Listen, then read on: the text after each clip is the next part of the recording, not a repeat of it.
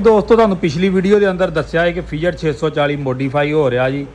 ਤੇ 6 cylinder engine ਲੱਗ ਰਿਹਾ ਵਾ ਤੇ ਆ ਦੇਖ ਸਕਦੇ ਤੁਸੀਂ ਪੁਰਾਣਾ ਇੰਜਨ ਲਾ ਕੇ ਕਰ ਦਿੱਤਾ ਇਹ ਸਾਈਡ ਤੇ 6 ਸਿਲੰਡਰ ਦਾ ਇੰਜਨ ਲੈਣ ਦਾ ਜੀ ਹਾਰਵੈਸਟਰ ਦਾ ਤੇ ਬਾਕੀ ਇੰਜਨ ਨਵਾਂ ਕਰ ਛੜਿਆ ਸਾਰਾ ਹੀ ਓਵਰਹਾਲ ਹੀ ਕੀਤਾ ਵਾ ਤੇ ਪੰਪ ਸ਼ੰਪ ਵੀ ਨਵੇਂ ਲੱਗੇ ਜੇ ਗਲੈਦਨ ਦਾ ਪੰਪ ਲੱਗਾ ਜੇ ਤੇ ਬਾਕੀ ਆ ਜੀ ਚੈਂਬਰ ਆ ਚੈਂਬਰ ਦੇਖ ਸਕਦੇ ਤੁਸੀਂ ਜਿਹੜੇ ਜਗਾੜ ਲਾਇਆ ਉਸਤਾਦ ਹੋਣਾ ਨੇ ਆ ਦੇਖੋ ਇੱਥੋਂ ਵੈਲਡ ਕਰਕੇ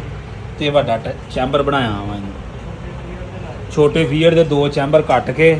ਤੇ ਫਿਰ ਇਹ ਸਿਸਟਮ ਬਣਾਇਆ ਜੀ ਬਾਕੀ ਇਹ ਇਨਸ਼ਾਅੱਲਾ ਤਾਲਾ ਟਰੈਕਟਰ ਬਣੇਗਾ ਚੱਲੇਗਾ ਬੈਲਰ ਤੇ ਚੱਲਣਾ ਵਾ ਜਿਹਦੇ ਵਾਸਤੇ ਟਰੈਕਟਰ ਤਿਆਰ ਹੋ ਰਿਹਾ ਵਾ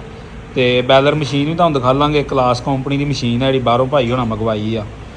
ਤੇ ਬਾਕੀ ਮਸ਼ੀਨ ਤੇ ਵੀ ਇਸ ਟਰੈਕਟਰ ਦੀ ਕਾਰਗਰਦਗੀ ਦਿਖਾ ਲਈ ਜਾਏਗੀ ਹੋਰ ਇਸ ਤੋਂ ਇਲਾਵਾ ਭਾਈ ਵਸੀਮ ਇਹਦੇ ਨਾਲ ਕੀ ਕੰਮ ਹੋਣਾ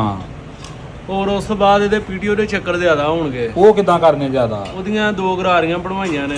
ਸਹੀ ਹਾਂਜੀ ਤੇ ਡਬਲ ਹੋਣਗੇ ਚੱਕਰ ਉਹਦੇ ਚੱਕਰ ਤਕਰੀਬਨ 900,000 ਹੋਏਗਾ 200 ਇੱਕ ਹੀ ਸਪੀਡ ਹੋਵੇਗੀ ਇੱਕ ਹੀ ਸਪੀਡ ਹੋਏਗੀ ਠੀਕ ਤੇ ਇੰਜਨ ਓਵਰਹਾਲ ਹੀ ਕੀਤਾ ਵਾ ਇੰਜਨ ਓਵਰਹਾਲ ਹੀ ਕੀਤਾ ਸਹੀ ਲਓ ਜੀ ਬਾਕੀ ਜਦੋਂ ਭਾਈ ਇਹ ਟਰੈਕਟਰ ਮੁਕੰਮਲ ਤਿਆਰ ਹੋਵੇਗਾ ਫਿਰ ਖਰਚਾ ਵੀ ਦੋਸਤਾਂ ਨਾਲ ਸ਼ੇਅਰ ਕੀਤਾ ਜਾਵੇਗਾ ਔਰ ਕਾਰਗਰਦਗੀ ਵੀ ਇਹਦੀ ਜਿਹੜੀ ਉਹ ਵੀ ਸ਼ੇਅਰ ਕੀਤੀ ਜਾਏਗੀ